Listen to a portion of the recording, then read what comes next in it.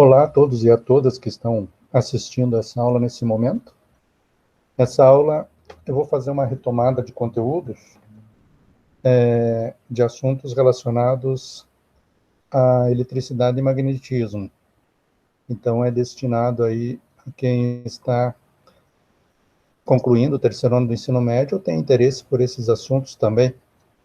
Então a ideia é fazer uma retomada de alguns assuntos utilizando um material fornecido pelo Escola Paraná nas aulas dadas aos alunos durante esse período de pandemia. Então, fazer uma explicação em cima dos slides fornecidos e procurando dar uma outra explicação, outro significado, além daquele já dado nas aulas ministradas pelos professores, pelas aulas virtuais. Então, eu vou utilizar aqui 3 aulas, vou usar 3 conjuntos de slides. O primeiro, deixa eu colocar aqui.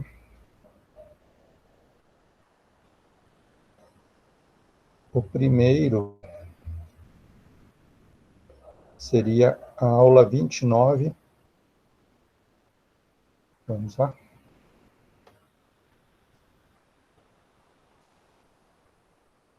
Slides aqui preparado pelo professor Paulo Henrique Taborda, que ministrou essas aulas no Aula Paraná. É uma retomada sobre as leis de Ohm. Então aqui ele fez uma retomada das 2 leis de Ohm e fala sobre a resistência elétrica. E eu vou explicar em cima do material que ele trabalhou aqui, para que vocês tenham uma nova forma de entender isso daqui. Bom, o slide começa com uma pergunta aqui. Qual é o dispositivo de circuito que possui a função de limitar a passagem da corrente e dissipar a energia elétrica em forma de calor?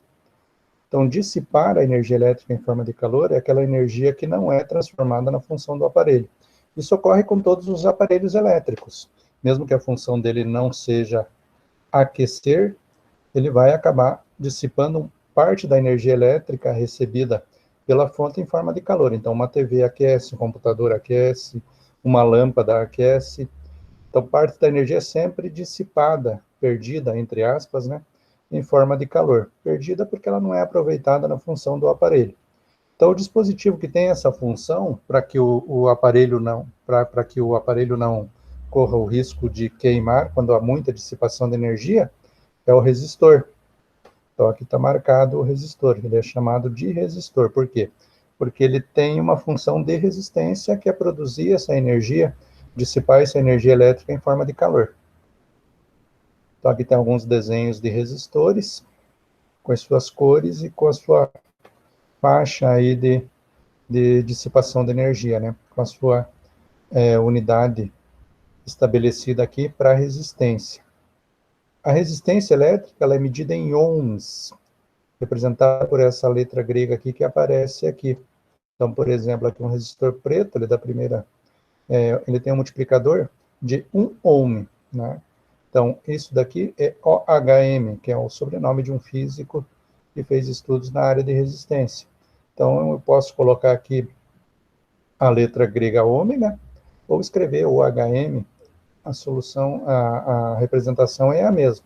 Mas, normalmente, se utiliza a palavra grega ômega aqui, e se lê a resistência em ohms. Então, aqui 10 ohms, 0,1 ohm, 0,01 ohm. Essa é a medida, é a unidade utilizada para a resistência elétrica. Ela não faz muito parte do nosso dia a dia, então fica meio estranho. Mas é como massa, quilograma, como velocidade, metros por segundo, distância em metros, tempo em horas, cada grandeza física tem sua unidade correspondente, né? Para a resistência seria o ohm, representado pela letra grega ômega aqui. Então, a resistência seria essa oposição à passagem da corrente elétrica, né? E parte da energia sempre acaba sendo dissipada em forma de calor. Então, em circuitos onde o aparelho não tem como função transformar energia em calor, isso pode ser um agravante no aproveitamento do aparelho. Mas em outros não, né? Por exemplo, um chuveiro elétrico tem como função transformar energia elétrica em calor.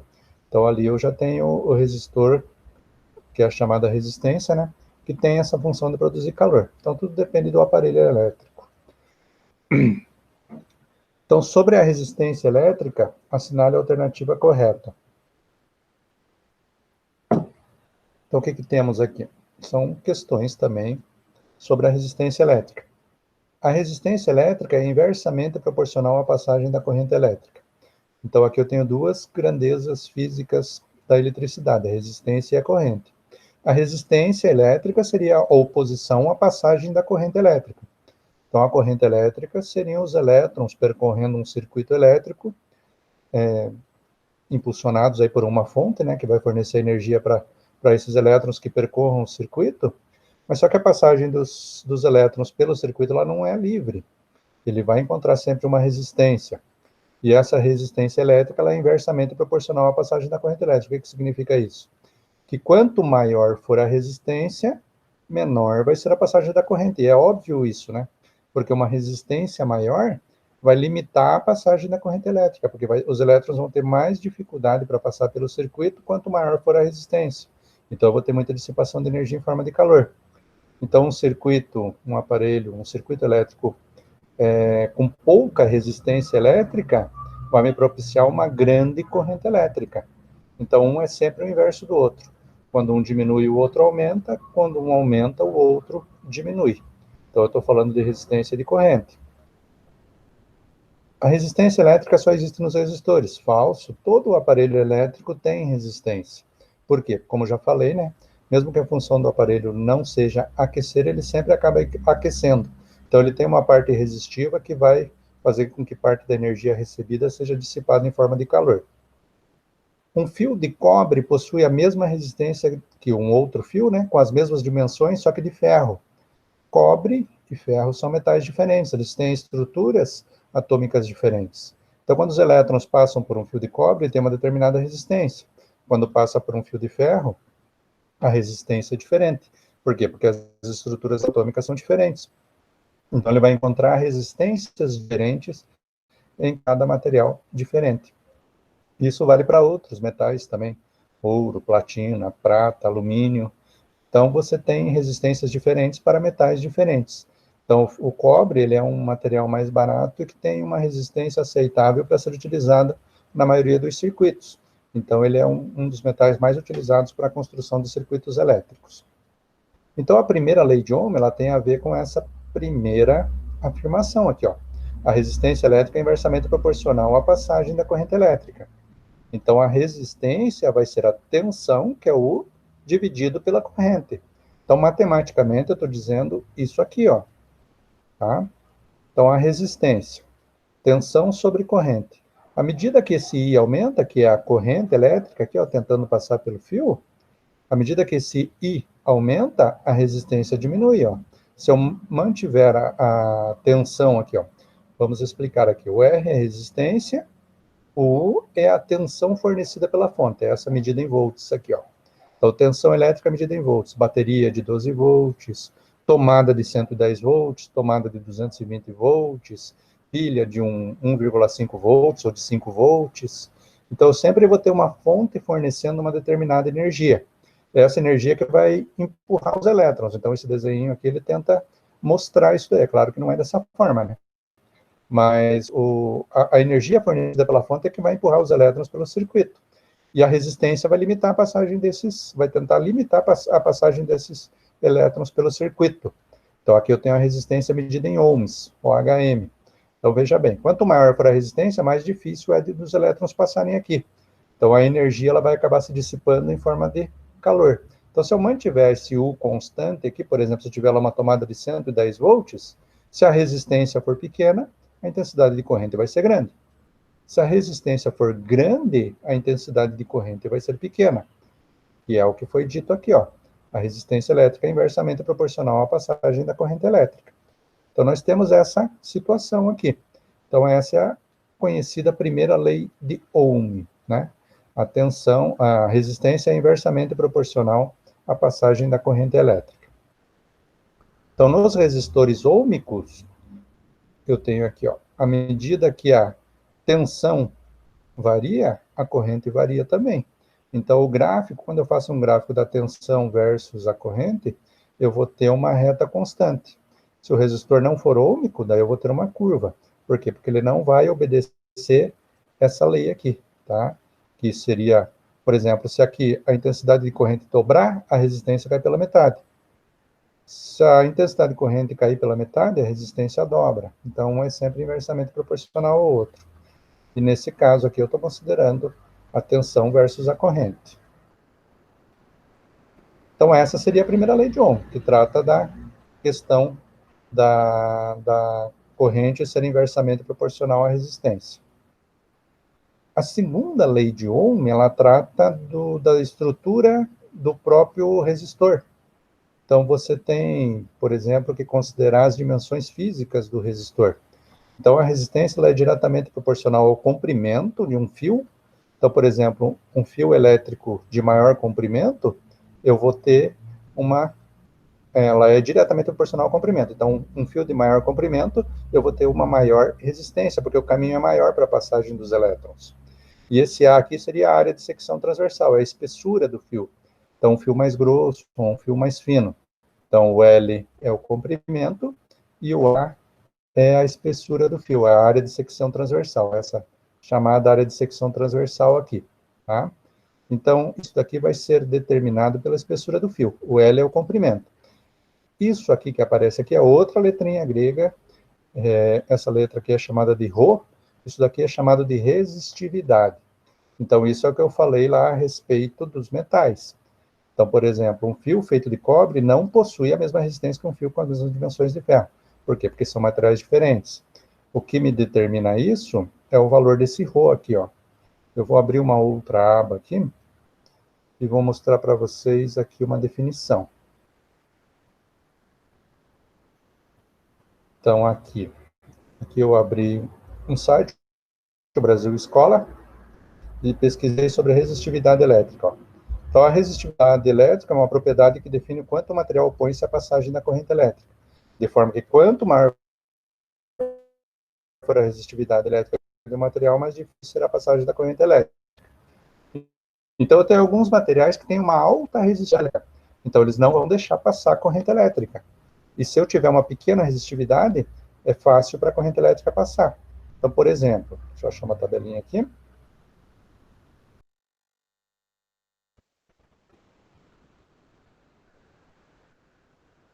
Então, aqui eu tenho alguns materiais e a sua resistividade.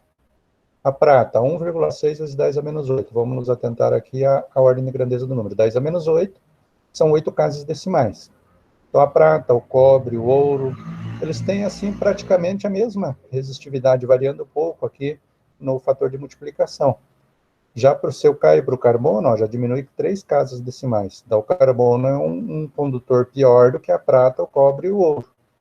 Se você vai para um material que não conduz eletricidade, por exemplo, a borracha, veja que já é positivo. Aqui é 10 elevado a 13, então isso aqui seria na casa dos zilhões de resistividade lá, né? Então você tem 13 zeros aqui colocados. 3, 6, 9, 12, 3, 6, 9, 12, mil, milhão, bilhão, trilhão.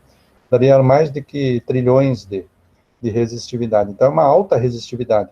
Então a borracha não conduz eletricidade, a mesma coisa acontecendo com o vidro aqui, ou com o silício, que é 2,5 vezes 10 ao quadrado, 10 ao quadrado é 100, isso aqui dá 2.500, né?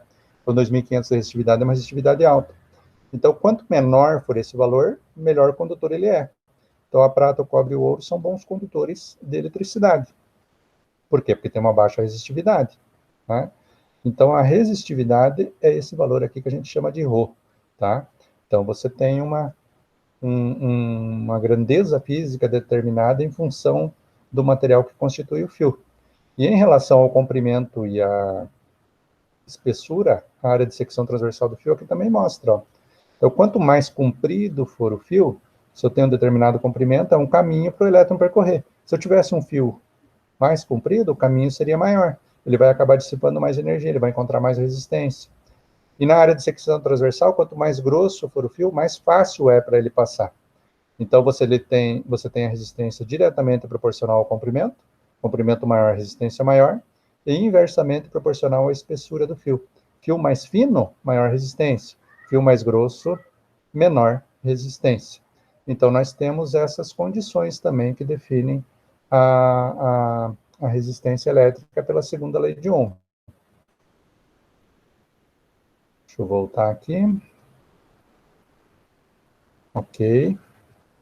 Então, a segunda lei de Ohm, ela trata dessas grandezas físicas associadas ao fio, que está conduzindo a eletricidade no circuito. Ρ, resistividade, L, comprimento, A espessura do fio. Área de secção transversal. L maior, resistência maior. Então, fio mais comprido, resistência maior. Fio mais curto, resistência menor. Fio mais grosso, como ele está dividindo aqui, então eu vou ter uma área de secção transversal maior, a resistência vai ser menor. Então, os dois são inversamente proporcionais. E fio mais fino, área de secção menor, resistência maior. Então, essa é a chamada segunda lei de Ohm. Então, aqui ele dá alguns exemplos. Por exemplo, eu tenho tomadas que eu posso comprar ela até 10 amperes e até de 10 a 20 amperes, que seriam tomadas com o pino aqui mais fino e com o pino mais grosso. Por que é inadequado, por exemplo, se eu tenho lá um secador de cabelo, um aquecedor, normalmente esses aparelhos que têm mais potência, eles exigem uma tomada com o pino mais grosso. Daí o que normalmente a gente faz? A gente tenta colocar nessa do pino mais fino e empurra até que entre. É inadequado, porque estas tomadas aqui, elas são adequadas para uma amperagem de 10 amperes a 20 amperes, que é a intensidade da corrente no circuito. Por quê? Porque se eles têm maior potência, eles vão exigir mais elétrons passando pelo circuito. Então, você vai ter maior dissipação de energia em forma de calor. Então, essa tomada aqui, ela está adequada para essa quantidade de aquecimento que o circuito vai sofrer. Essa aqui não. Essa aqui é para aparelhos de menor potência. Então, aparelhos de menor potência, eles operam com amperagem de até 10 amperes. Então, se eu enfio aqui, coloco uma tomada uma tomada com pino mais grosso nesse de pino mais fino, eu posso causar um superaquecimento aqui e essa tomada pegar fogo. Aqui, ó, muitas vezes acontece. Por quê? Porque ela não é adequada para aparelhos de alta potência como essa daqui. Porque a gente já viu, né, que a área de secção transversal, a espessura do pino, ela vai interferir na resistência. Então, uma área mais grossa, pino mais grosso, você vai ter uma resistência menor. Se você tem resistência menor, o que acontece? A intensidade de corrente ela pode ser maior, pela primeira lei de Ohm aqui, ó, né? Então, se você tem uma resistência menor, aumenta a intensidade da corrente. Então, você não tem o problema do aquecimento nessa tomada, como você vai ter nessa daqui. Então, são situações, né, que mostram que a física ela é bastante usual no nosso dia a dia, isso sempre. Aqui também ó, mostra fios de diferentes espessuras, de diferentes materiais, cada um com sua função, em função desses valores aqui, né? Do material, do comprimento e da espessura. Ok? Aqui o chuveiro elétrico. O chuveiro elétrico não. O chuveiro elétrico ele tem como função produzir, transformar energia elétrica em calor. Aonde? Naquilo que a gente chama de resistência, né? Aquilo que a gente compra lá no mercado quando queima, numa loja de material de construção, e costuma queimar muito isso daqui quando o chuveiro é utilizado muito na posição inverno aqui, que exige mais potência, né? Então, por exemplo, se eu ligar ele sem água, ou tiver pouca água dentro dele, pode acontecer um superaquecimento e isso aí se romper, né? Então, aqui eu tenho um gráfico da diferença de potencial em função da corrente elétrica. Então, aqui, observe o gráfico da diferença de potencial em função da corrente elétrica mostrado ao lado e responda.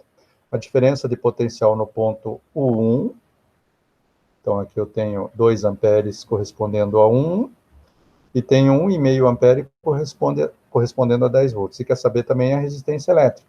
Então, como eu tenho esses valores, eu tenho o U e o I, eu posso determinar o R, né? Então, pela primeira lei de Newton, pela primeira lei de Ohm, eu tenho aqui a resistência inversamente proporcional à intensidade de corrente, né? Então, a intensidade de corrente aumentou de 1,5 para 2 amperes. Para esse gráfico ser linear, o que tem que acontecer com a tensão aqui? Ó? Vamos ver. Ó. Então, aqui, ó, 10 por 1,5.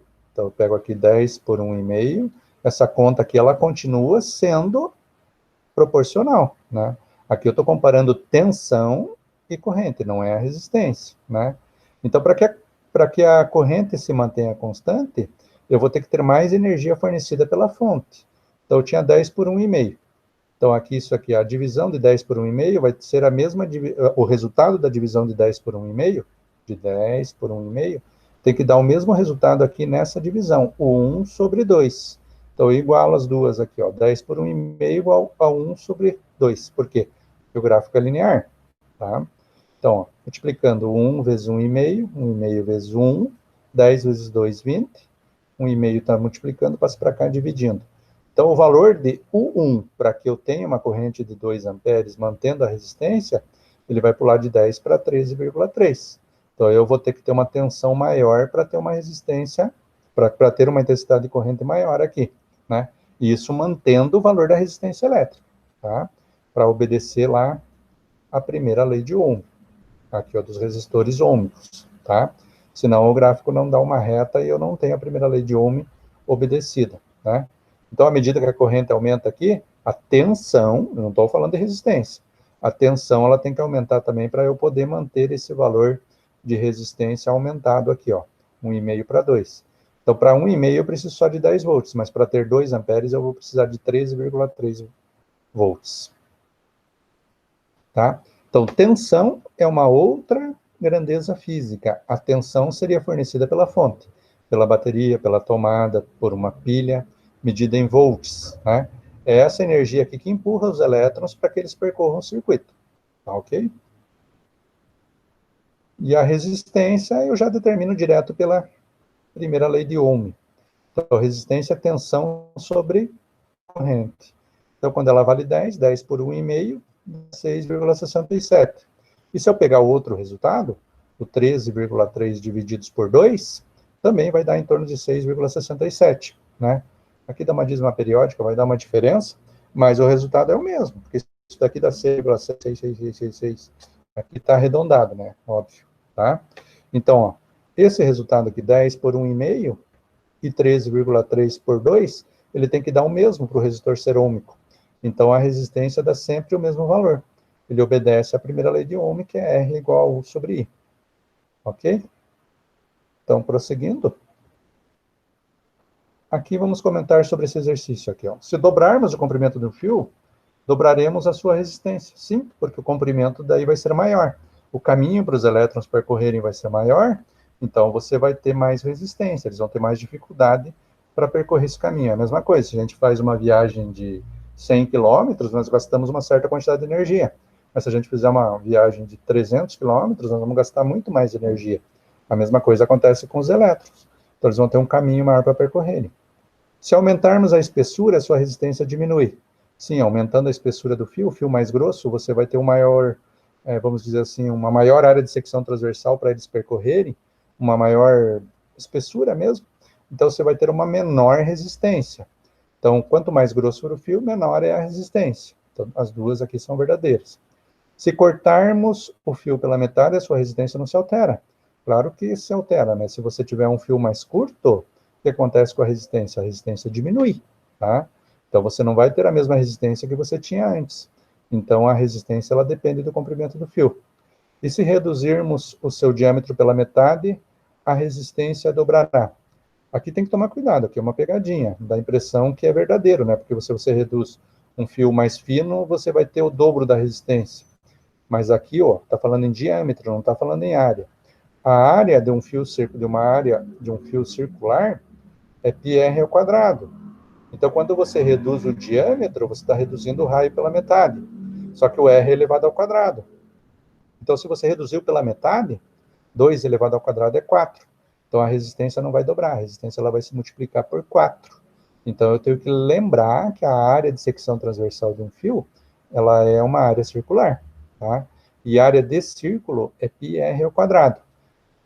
O raio é metade do diâmetro. Se você reduzir o diâmetro pela metade, o raio cai pela metade.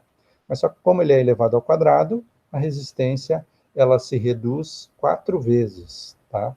Então, ela se reduz, não, ela se multiplica 4 vezes, desculpe. Então, você vai ter uma resistência 4 vezes maior num fio com o diâmetro pela metade, tá ok? Se aqui tivesse escrito, se reduzirmos a área pela metade, daí sim. Aqui não está falando em área, está falando em diâmetro, tá? Daí a resistência dobraria, se fosse área, ok? Então, aqui é uma pegadinha matemática, vamos dizer assim, para ver se você sabe associar a área de um círculo com o de seu diâmetro. Então, aqui nós retomamos a primeira e a segunda lei de Ohm. Primeira lei de Ohm, R igual a sobre I. Vou voltar lá só para fechar esse slide. Primeira lei de Ohm, R igual a sobre I. E a segunda lei de Ohm, R igual a ρ L sobre A. A primeira trata da tensão e da corrente, e a segunda lei de Ohm das dimensões físicas do fio, que são o comprimento, a espessura e o material que o constitui. Ok? Então, aqui nós paramos aqui e voltamos aqui. Então, essa foi a primeira parte da aula. Espero aí que vocês tenham acompanhado. Agora vamos para a segunda parte da aula. Deixa eu tomar uma água aqui.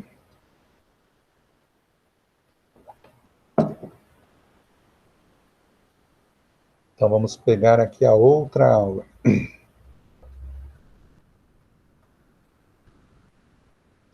Aula 30. Aqui fala sobre potência elétrica. Uma aula do professor Paulo Henrique Taborda, para dar o crédito para ele, que fez as transparências aqui, né? Também uma aula do Aula Paraná. Então, aqui nós vamos falar sobre a potência elétrica. O que seria a potência elétrica? A potência elétrica, quando você vai comprar um aparelho elétrico, a potência elétrica ela vem indicada em watts. Então, você compra lá uma lâmpada de 50 watts, um chuveiro de 5.000 watts, um aquecedor de 1.200 watts. A potência elétrica é a capacidade de transformação do aparelho de energia elétrica em outra forma de energia. Então, por exemplo, se eu compro um chuveiro, eu pretendo que ele transforme energia elétrica em calor. Então, ele vai ter 5.500 watts de potência, por exemplo. Então, ele vai transformar 5.500 joules de energia elétrica em calor a cada 1 segundo. Uma lâmpada de 50 watts, ela transforma 50 joules por segundo. Então, você tem essas condições de transformação de energia, cada um na sua função, né? O chuveiro transformando energia elétrica em calor, a lâmpada transformando em energia luminosa. Então, a potência elétrica ela tem a ver com a capacidade de transformação de energia de cada aparelho. Essa relação aí entre as unidades a gente já vai comentar, né? Joules e watts são unidades diferentes, e você tem aí uma associação entre elas para, por exemplo, eu posso escrever watts como joules por segundo, mas já comentaremos sobre isso. Então, o trabalho da força elétrica. Quando a carga elétrica ela percorre o circuito, ela precisa ser, de certa maneira, empurrada. Então, ela precisa receber energia de alguém, né, de uma fonte. Então, na eletrostática, a eletrostática ela está parada. Vimos que para levar uma carga de um ponto A para um ponto B, a força elétrica executa um trabalho. Por quê? Porque vai gastar energia, né? Então, ela precisa receber energia de uma fonte, liberando ou absorvendo uma energia para realizar o movimento. Esse trabalho na eletrostática é definido como o valor da carga vezes a diferença de potencial entre o ponto de saída e o ponto de chegada. Então, se ela vai do ponto A para o ponto B, eu tenho que ter uma diferença de potencial, de um ponto de mais energia para um ponto de menos energia, tá? Então, ela vai sair aqui com uma determinada quantidade de energia, ela vai chegar aqui com uma quantidade de energia menor, por quê? Porque ela percorreu um determinado caminho. Então, ela é empurrada por uma força aqui. Então, no condutor elétrico, isso aqui é uma ilustração, né, da corrente elétrica percorrendo o fio. Então, tem os elétrons todos organizados lá percorrendo o circuito elétrico, o fio. Então, eles vão de um determinado ponto para outro, de um ponto de potencial A para um outro ponto de potencial B. Eu tenho uma diferença de potencial entre esses pontos aqui. O que é essa diferença de potencial? Um ponto de menor energia para um ponto de maior energia, tá ok? Então, a corrente elétrica existe devido ao trabalho da força elétrica movimentando as cargas elétricas dentro do condutor devido a uma diferença de potencial. Diferença de potencial, um ponto de menor energia para um ponto de maior energia. A intensidade da corrente elétrica aqui, ó, quantidade de corrente elétrica que eu vou ter aqui, vai depender da quantidade de carga que percorre esse fio num determinado intervalo de tempo. Então, a intensidade de corrente seria a quantidade de carga divididos pelo intervalo de tempo que demora para eles passarem por aqui. Então, podemos afirmar que quando a passagem de corrente elétrica, gastamos energia elétrica. Sim, né? Porque você tem uma transformação de energia ocorrendo ali no fio. Então, olha aqui, ó, potência elétrica indica quanto de energia elétrica o aparelho gasta por unidade de tempo que está ligado. Por quê? Porque está havendo uma transformação, tá? Então, ele vai transformar a energia elétrica em outra forma de energia. Então, o gasto em si não é, né? Porque energia ela não se consome, né? Na verdade, ela sempre se transforma. Mas é a quantidade de energia que está sendo transformada. Ele vai ser mais eficiente. Então, essa etiqueta aqui geralmente aparece nos aparelhos elétricos, é uma norma. Então, por exemplo, o menos eficiente aqui seria o vermelho, o mais eficiente seria o A, o verde aqui, então de A para G, né? Então, o mais eficiente seria o aparelho que tem mais capacidade de transformar energia elétrica na função que ele se destina, tá? Então, o menos eficiente é porque ele tem um índice de transformação de energia muito baixo, né? Então, por exemplo, se eu tenho lá um aparelho de 90% de aproveitamento, não é fácil ter isso, mas vamos supor que tenha, né? O que acontece? 90% da energia elétrica que ele recebe, ele consegue transformar na outra forma de energia, 10% é dissipado em forma de calor, tá? Então, isso é ser mais eficiente, tá? Ele aproveita mais a energia elétrica recebida. Então, a potência elétrica é quanto de energia elétrica o aparelho gasta por unidade de tempo que está ligado, que é o caso da transformação que a gente já comentou. Na mecânica, costumamos dizer que a potência mostra a eficiência do trabalho, mas na elétrica precisamos avaliar outros fatores, ok? Então, por exemplo, aqui uma pergunta. Observe as lâmpadas a seguir e assinale qual delas é mais econômica. Eu tenho uma lâmpada de LED de 12 watts, uma lâmpada fluorescente de 23 watts e uma lâmpada incandescente de 60 watts. Essas lâmpadas aqui até já foram, de certa forma, abandonadas. Por quê? Porque elas tinham uma alta potência e um pouco aproveitamento de energia. Por quê? Porque elas transformavam energia elétrica em calor aqui no filamento e 90% dessa energia se desperdiçava em forma de calor e 10% em luz. Por isso que essas lâmpadas aqui com uma potência muito menor iluminam praticamente a mesma coisa que essa aqui, tá? Então, quanto menor a potência, mais econômica ela é. Por quê? Porque menos quantidade de energia ela vai exigir para fazer a transformação. Essa aqui transforma 12 joules por segundo. Essa aqui transforma 23 joules a cada segundo que ela fica ligada. E essa aqui transforma 60 joules de energia a cada segundo que ela fica ligada. Então, elas vão transformar... Que transformação que elas vão fazer? Energia elétrica em luz. Energia elétrica em luz, e aqui energia elétrica em luz e muito calor, tá? Então, veja, o aproveitamento dessa aqui é muito menor. Ela tem uma potência bem alta e a transformação de energia elétrica dela não é muito eficiente. Então, como eu vou calcular a potência de um aparelho? Então, aqui, ó. Aqui eu estou num caminho aqui que ele mostra como que eu chego nessa fórmula aqui, que é potência, que é igual a corrente vezes tensão, tá? Então, a potência seria o trabalho realizado pelas cargas elétricas num determinado tempo, tá? Esse tal aqui, essa letra grega me indica trabalho. O trabalho seria a quantidade de carga vezes a diferença do potencial entre os pontos que ela percorre. Então, o que foi feito aqui? Esse QUAB foi substituído no lugar desse tal aqui, ó. Então, a potência, ela ficaria, ó. Ah, sim, é antes aqui. A intensidade da corrente é a quantidade de carga sobre tempo. Então, isolando o Q aqui, ó. Então, esse Q aqui, o tempo está dividindo, passa para cá multiplicando. Então, o Q é I vezes ΔT. Então, no lugar aqui do Q, ele colocou aqui I vezes ΔT vezes U.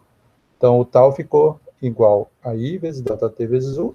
Cortando tempo com tempo, eu tenho a potência, que é igual a tensão, U, vezes a corrente, que é o I. Então, isso aqui, o I é a intensidade de corrente e o U é a tensão, e o P é a potência. Na verdade, aqui o que interessa mais para vocês, para uma questão, é claro, esse caminho aqui seria interessante vocês entenderem como se chega dessa fórmula nessa aqui, tá? Mas se vocês souberem isso daqui, vocês conseguem calcular a potência de qualquer aparelho em função da corrente e da diferença de potencial, da tensão que ele foi submetido. Então, por exemplo, aqui o U pode ser 110 volts, 12 volts, depende da fonte, né? Uma bateria de 12 volts, uma tomada de 110, uma tomada de 220. Então, você tem a corrente aqui determinada também em função da potência, tá? Já vai ver a utilidade dessa formulazinha. Então, aqui um probleminha. Comprei uma máquina de lavar que funciona com potência nominal máxima de 2.000 volts, P, potência. Minha casa possui uma rede de 110 volts, U, tensão. Para ligar a máquina na tomada, eu preciso usar qual dos tipos de tomada listados a seguir? A de 4 milímetros ou a de 4,8? A de 4, lembrando, né? Ela vai para aparelhos que operam até 10 amperes. E a de 4,8 de 10 a 20. Então, o que eu quero calcular calcular, na verdade, aqui é o I, ó. Eu tenho a potência e tenho a tensão. Potência, tensão.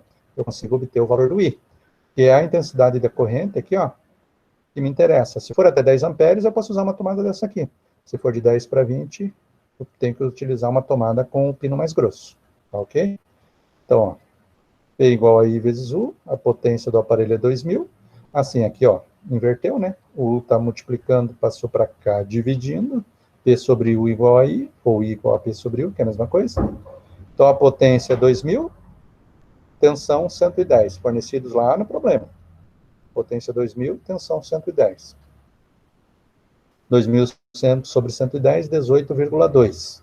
18,2 amperes está na faixa de 10 para 20. Então, eu vou ter que usar uma tomada de pino mais grosso, 4,8 milímetros.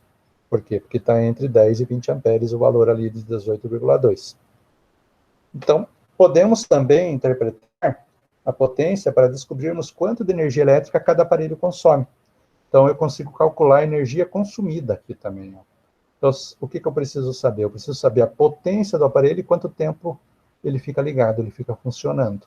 Então, potência vezes tempo vai me dar a energia consumida, que é aquilo que a Copel calcula lá no nosso talão de luz, no relógio de luz de nossas casas, para fazer a cobrança. Então, se eu multiplicar a potência vezes o tempo de funcionamento, eu vou ter a energia consumida. Então, aqui, ó, uma especificação de um equipamento elétrico pode-se ler. Então, eu tenho lá 220 volts, 440 watts, 110 ohms. Então, desses três valores, qual não depende da fonte de tensão que alimenta o equipamento? Bom, primeiro eu tenho que saber o que é cada um desses aqui. Volt é tensão, fornecida pela fonte, né? Então, é aquilo que vem lá da rede para nossas casas. Então, isso daqui seria um aparelho adequado para 220 volts. Watts é potência, capacidade de transformação da energia dele. E 110 ohms é a resistência que ele vai enfrentar, a resistência elétrica. Então, você tem aqui os valores, três valores importantes dentro da eletricidade: tensão, potência e resistência. Desses três valores, qual não depende da fonte de tensão que alimenta o equipamento? Qual não vai depender desse valor aqui, ó, do 220 volts?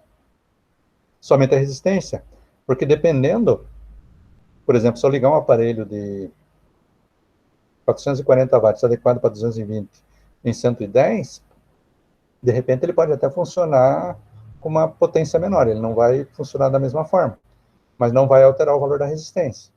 Então, o único que não depende aqui é a resistência, que é 110 ohms, tá ok? Chuveiro. Chuveiro elétrico é o grande vilão das casas, porque ele gasta muita energia. Por quê? Porque ele tem alta potência. Então, o chuveiro elétrico apresenta a seguinte etiqueta ao lado: considere o chuveiro ligado na potência máxima, inverno, com as indicações 127 volts, que é a tensão nominal de uma casa, né? Ela varia de 110 a 127, para não queimar os aparelhos. 5.400 watts. Determine a corrente elétrica que passa pelo chuveiro. Então, qual a informação que eu tenho aqui?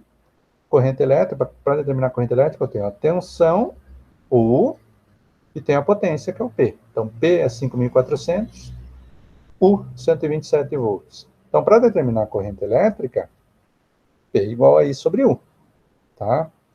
Então, eu tenho aqui a diferença de potencial, que é a tensão, U, potência, 5.400. Então, I, U está multiplicando, passa dividindo, P sobre U. Então, sempre que eu dividir a potência pela tensão, eu vou ter a intensidade de corrente. 5.400 watts do chuveiro, divididos por 127, 42,52 amperes. E a resistência vai ser a tensão pela corrente, que é a primeira lei de Ohm, né? R igual sobre I. Então, eu vou usar os 127 watts da tensão nominal da etiqueta dele, divididos por 42,52, que é o I que acabou de calcular aqui, ó. 127 por 42,52, 2,98, arredondando para 3 ohms. Então, vai ter uma intensidade de corrente de 42,5 amperes e uma resistência de 3 ohms. Tá ok? Então, ó, formulazinhas importantes. Primeira lei de Ohm, R igual sobre I. Potência, I vezes U. Corrente vezes tensão. E aqui é tensão sobre corrente.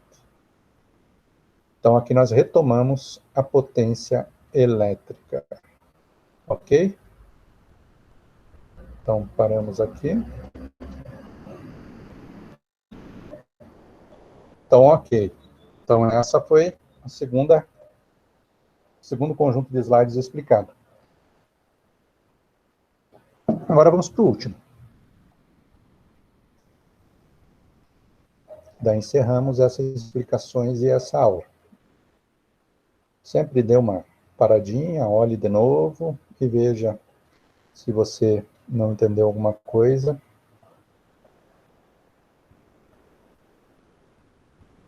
Vinte e nove, 30, aula 31. Vamos lá. Potência e energia elétrica, professor Fábio Luiz, que deu essa aula no Aula Paraná. Vou dar a minha interpretação para a aula. Então, aqui é mais conceitual.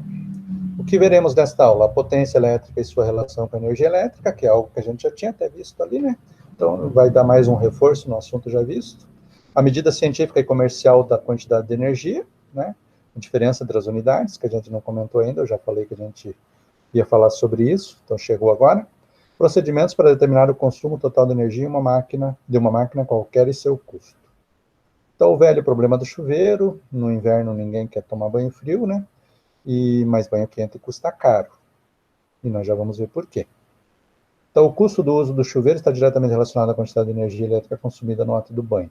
Então, como é que a gente determina esse custo? E isso reflete aqui na conta de energia, quando chega para nós lá na companhia de energia. Determinar o custo de energia elétrica consumida pelo chuveiro. Então, nós temos aqui como que a gente vai determinar, como se mede o que o fabricante do chuveiro nos informa. Então, vamos lá para... Então, por exemplo, na etiqueta do chuveiro, eu sempre tenho as informações sobre ele, que são a tensão, que ele é adequado, a potência, a corrente, e esse 4 milímetros quadrados aqui seria a espessura do fio que deve ser aplicada na instalação do chuveiro, para que ele não queime, né? Para que a resistência seja adequada. Então, 220 volts tensão, 5.500 watts potência, 30 amperes corrente elétrica. 4 milímetros quadrados, espessura do fio. Então, aqui, ó, aqui é a mesma informação. Informações do fabricante, ó. Então, para 220 volts, potência 5.500 watts, corrente elétrica 30 amperes, a espessura do fio tem que ser de 4 milímetros quadrados. Se ele for ligado em 110 volts, de 110 a 127, né, que é a tensão nominal, a potência, para não se alterar, ele vai produzir aqui, ó. Pode ver que é o resultado de 1 dividido por outro, ó. Se eu pegar aqui 5.500 dividir por 127, vai dar em torno de 50 amperes. Se eu pegar 5.500 watts e dividir por 220, vai dar em torno de 30 amperes. Só que aqui eu vou ter que usar um fio maior, a 10 milímetros quadrados, para diminuir a resistência. Tá? Por quê? Porque a tensão é menor. Tá? Então, eu tenho que ter uma resistência menor, senão eu não consigo produzir essa corrente elétrica desejada aqui. Aqui é outra coisa, né? Então, fio mais fino, eu vou ter uma resistência maior. Mas só como eu vou ter mais energia empurrando, então ele vai trabalhar com menor corrente elétrica. Ok?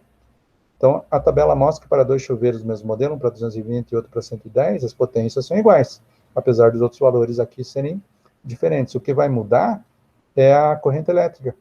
Qual é a vantagem lá, por exemplo, de uma casa de 220 para 127 volts?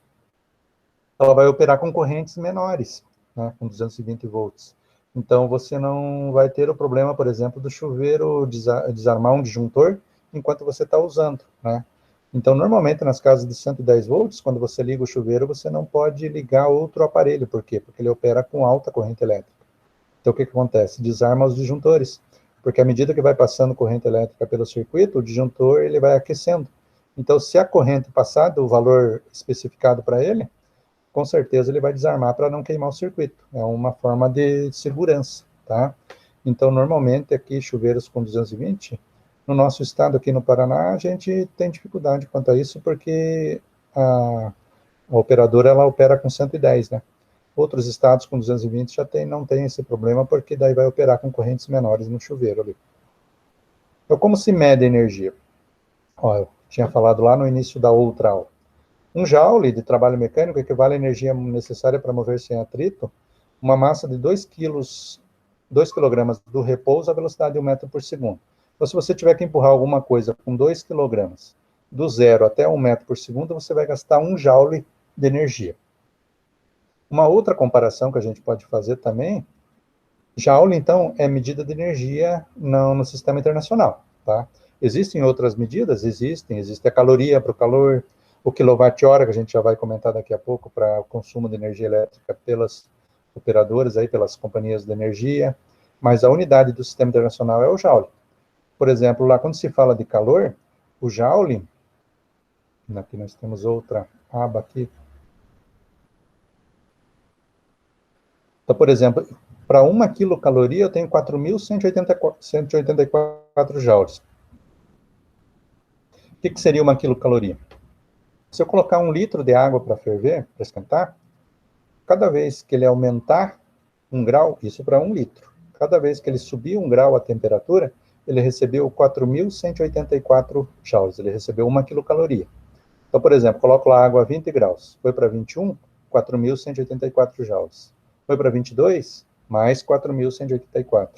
Então, quer dizer, para cada litro de água recebendo 1 quilocaloria, vai receber 4.184 joules cada vez que a temperatura subir 1 grau Celsius. É só para vocês terem, isso aqui é chamado equivalente mecânico do calor, tá? Então, você tem uma comparação entre a unidade utilizada na termodinâmica e a unidade utilizada na mecânica. Agora, tenho que voltar aqui para a aula 31 que nós estávamos vendo. Então, 1 joule de trabalho mecânico equivale à energia necessária para mover sem atrito uma massa de 2 kg de repouso à velocidade de 1 metro por segundo. Mas essa é uma definição que vocês podem pesquisar mais. O que interessa é vocês gravarem que a medida de energia científica, a medida de energia científica é o joule, ou seja, ela pertence ao Sistema Internacional de Unidades. Mas a companhia elétrica, ela não mede a nossa energia em joules. Esse que é a relação que a gente tem que fazer, ó. Então, relação entre potência e energia. 1 watt de potência é 1 joule de trabalho realizado por 1 segundo de tempo. Então, como eu preciso da potência e do tempo, o que acontece? A companhia elétrica, ela considera todas as potências em watts e o tempo de funcionamento dos nossos aparelhos em horas. Já para joule, não. É watts vezes segundo, né? Então, ficaria muito grande esses valores aqui se eu considerasse todo o tempo de funcionamento dos aparelhos elétricos de uma casa em segundos, em 1 mês de consumo, por exemplo, né? E pegasse lá o aparelho de 1.000 watts, 5.500 watts funcionando, sei lá quantos segundos no mês. Teria que calcular quantos segundos um chuveiro funciona no mês. Então, essa unidade ela não é muito adequada para calcular o consumo de energia pelas companhias elétricas. Então, eles fazem uma transformação, tá? Que a gente já vai ver aqui também. Mas no sistema internacional, 1 joule seria 1 watt vezes 1 segundo. Então, observe a tabela que indica o consumo de energia de 3 máquinas ABC em tempos indicados em segundos. Qual dela é mais potente? Então, a máquina energia de 6.000 joules durante um tempo de 3 segundos.